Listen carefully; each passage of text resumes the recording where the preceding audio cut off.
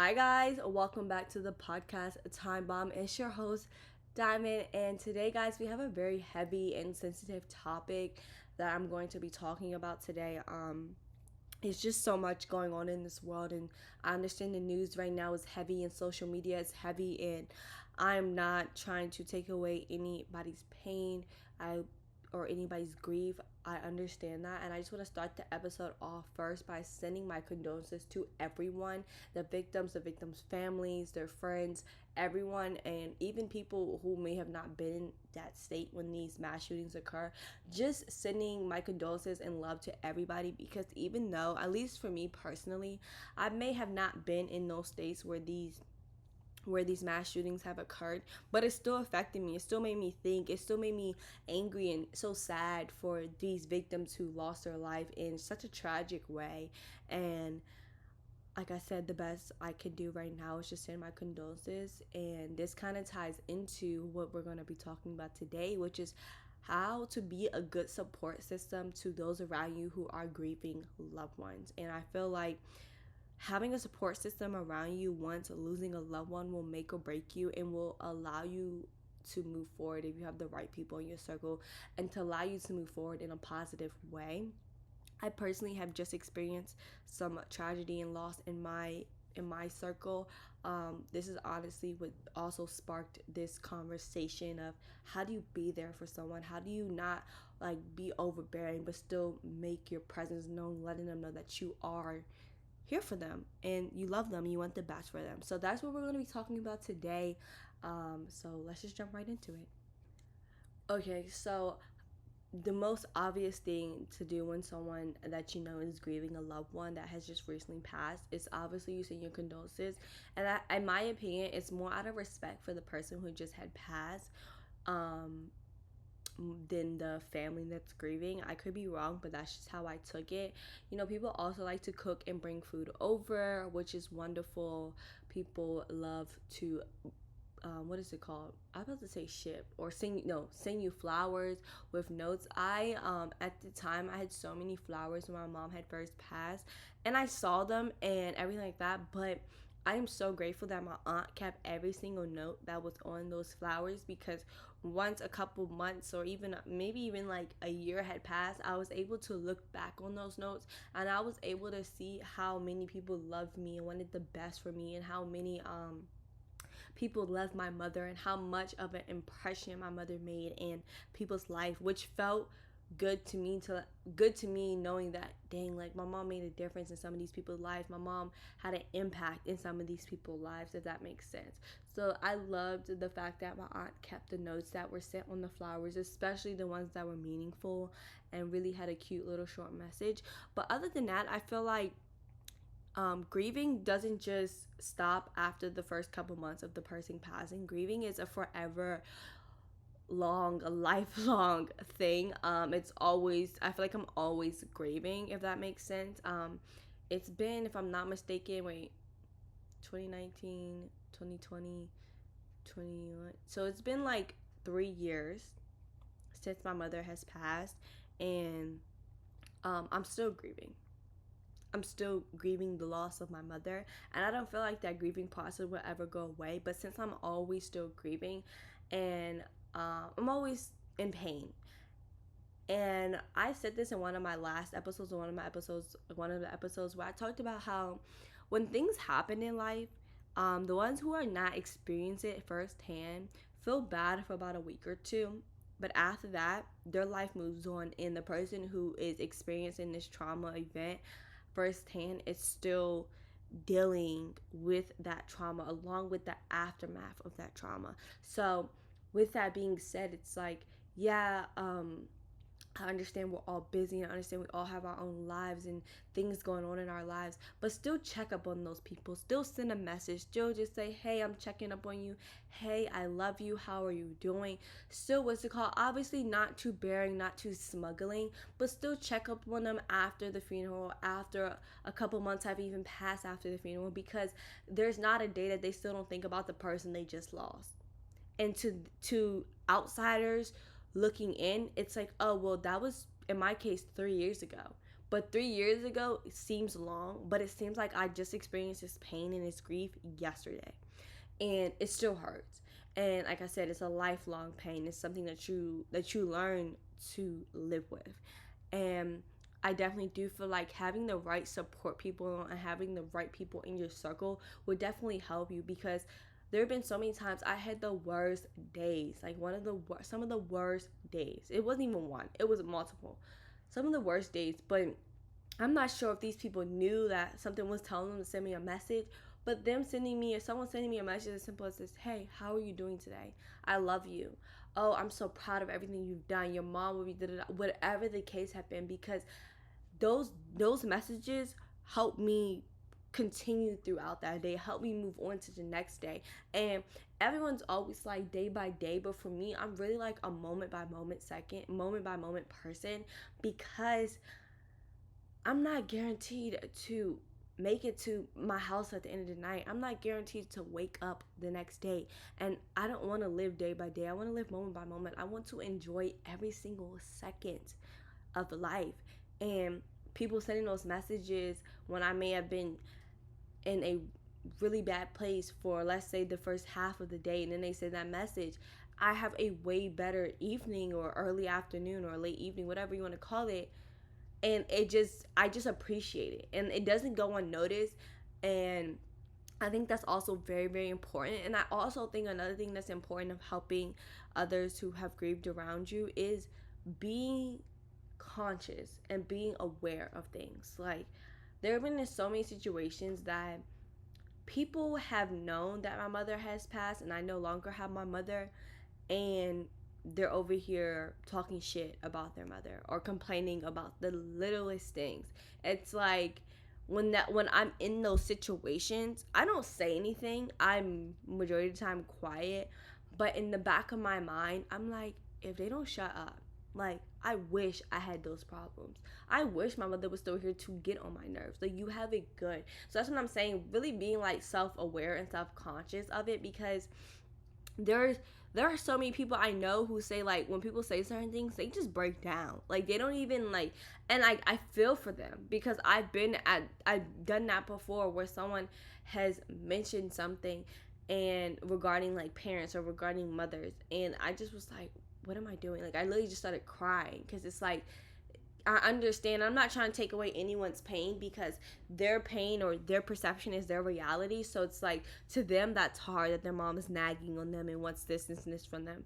And then my pain and my perception is my reality. So it's like, okay, that's fine. But at the same time, it's like, you still need to be self-aware and self-conscious, especially when, the death has just recently happened, or even when the death hasn't recently happened. Like, still just being aware and self-conscious. I feel like that's one of the biggest things. And it's even awkward when, people say, what are you doing for Mother's Day? And you're like, nothing. Like, and it's just so weird, because it's like, and I understand people forget, and that's perfectly fine. I don't hold grudges against anybody like that, especially if it's like the first year or something like that, or they, things happen and people have a lot of stuff going on in their mind and in their life. So I don't always like take offense, but it's just sometimes just like think, be self-aware, self-conscious. And it's not saying walking on eggshells, but just being aware. And I think that that's very, very important, to helping those around you grieve. And I think another thing that's like important is letting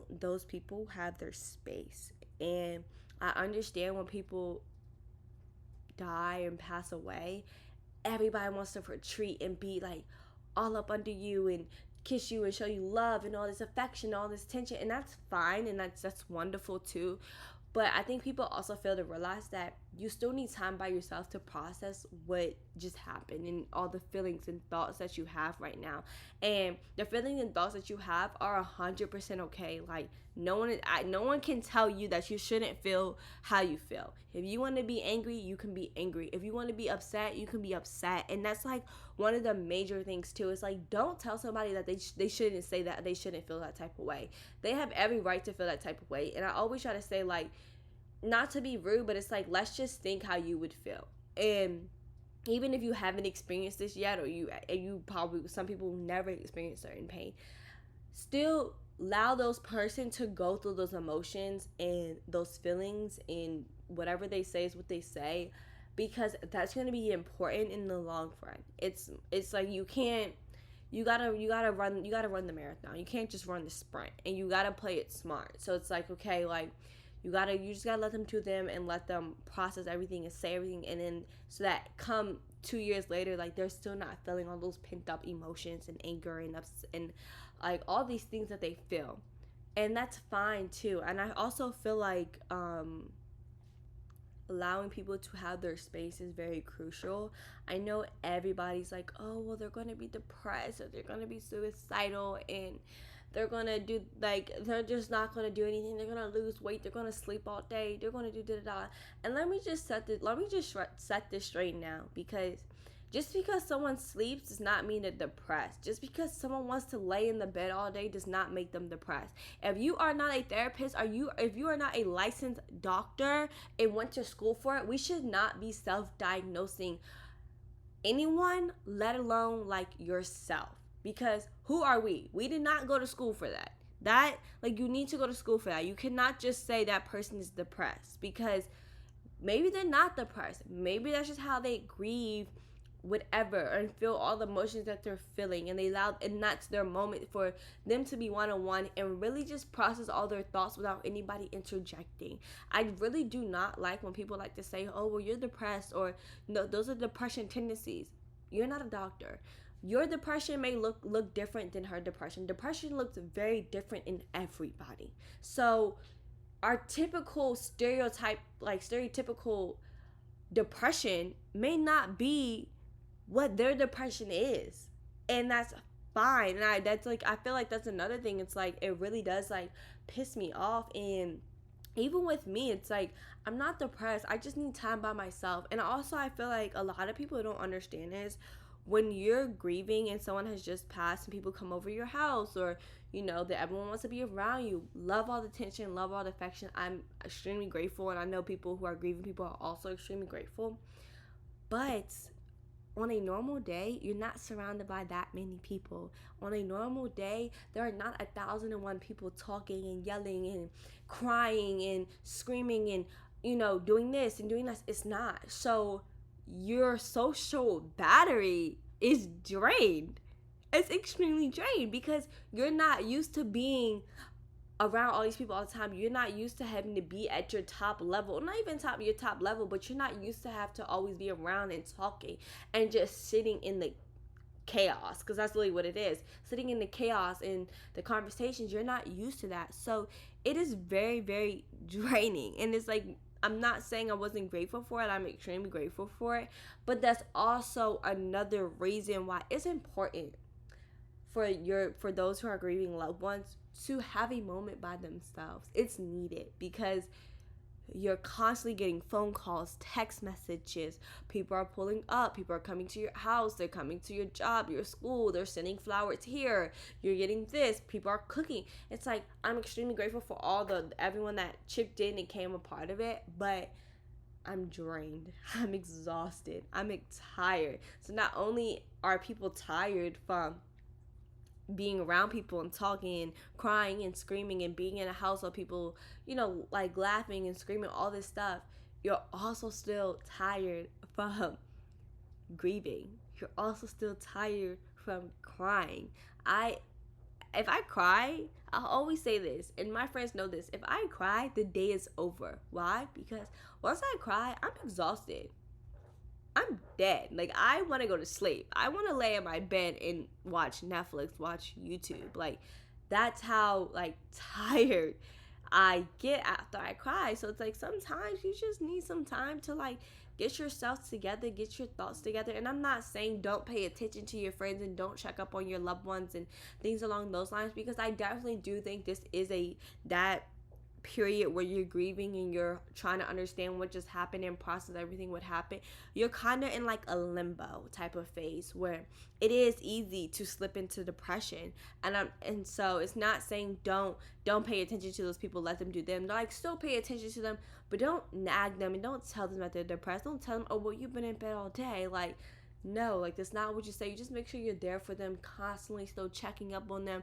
Just a simple text or showing up like, hey, need anything?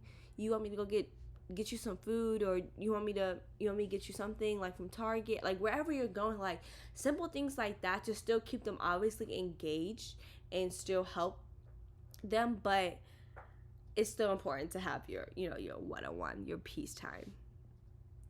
And I think one of the most, and like last thing I'm gonna say, I know this is like a very short episode, but just support your friends, support your loved ones, whatever that means. If that means moving out of state like I had to do, if that means breaking up with this person, or not being friends with this person, or cutting this person off, like, or whatever that may be, just support them. Because I feel like when you're in this like limbo stage, like let me just call it limbo stage of trying to figure out your life, you're just trying to, because you are trying to figure out your life, you kind of question yourself.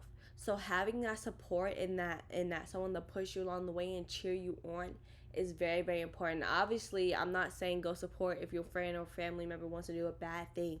I'm not saying that, or like a very like a harm, something that can harm them or others. I'm not saying that, but on like other stuff that may or may not affect them positively. But if that's what they want to do, sometimes you have to experience this growth and this pain to understand if that is what was meant for you. For example, in my case, I wanted to move to Florida. I felt like there was nothing left for me where I was. There was nothing left for me. I couldn't be who I needed to be. I could not succeed where I was at. I needed to get up out of there and leave. And for me, my case with Florida, so many people thought I was crazy. Some people was like, what if you get down there and you hate it? What if the hurricane comes and you can't get a flight out? What if this? What if you get in a car accident? What if that? What if you get sick? It was so many what ifs that like they were trying to like sway me to staying. But regardless if I hated Florida or loved Florida, it would have helped me find myself again. It would have helped me figure out what I am actually looking for, what I am trying to fulfill, or the needs that I'm trying to fulfill, or whatever the case may be. For me, Florida was a good decision. But if it was a bad decision and I hated Florida and I wanted to move back, you can still move back. You can still go back. You can still backtrack. You can still, for most things at least, you can still backtrack. You can still be like, you know what? I don't want to do this no more. I don't want to live here no more. I don't want to work this job no more. I don't want to be with this person no more. I don't want to be friends with them no more. That's fine. It's like you can create these bonds, create all these new things. And if you change your mind, you can go back. You can return it. You can sell it. You can do whatever. You can move on from it. It's like, but at the end of the day, once you do those things, good or bad, it's going to help you find yourself again. It's going to help you find a new self, a new person. Because you're not going to be questioning yourself as much. You're going to be a little bit more confident in the decisions that you're making and the thoughts that you're having. And that's what I'm saying. Like, support throughout the whole grieving process is 100% important. And I'm grateful for everyone that has supported me along every single way, whether I still talk to you or I don't talk to you, whether I'm still friends with you or if I'm not friends with you. I'm still grateful for every single experience I have experienced after losing my mother and having my support system around me. Because I definitely do think without my support system, without my circle of friends and family, I don't think I would have done everything I have done and everything I probably will do in the future. And that's how it's like, it's so crazy to think about. And I think about this so much that I wouldn't be, granted, I created a new identity for myself and I reinvented myself, but that new identity is I feel like that new identity is everyone has helped created that identity. Let me say that, because growing up, people like, oh, your mom and dad make you. Like, they're the ones who help you become you. They're the ones that help you have the personality that you have and things along those lines. And it's like, I reinvented myself, but everyone behind me helped reinvent me, poured something into me for me to reinvent myself. And I took little characteristics and qualities from people. And I'm not saying I did a totally 360. I'm still diamond. And I said this in my last episode about creating a new identity for myself. But I'm still diamond, but I have new qualities and features and characteristics about me from my support people, because they help rebuild me in a sense. And like I said, I can't thank my support system enough. And if anyone who is listening and has a friend or family member or family grieving a loved one, just support them. Be there for them, listen to them, check up on them, call them, be the ear for them to talk to, let them cry on your shoulder. Like, it's so important um, to establish that with the person that is grieving, because in the future they're going to need it.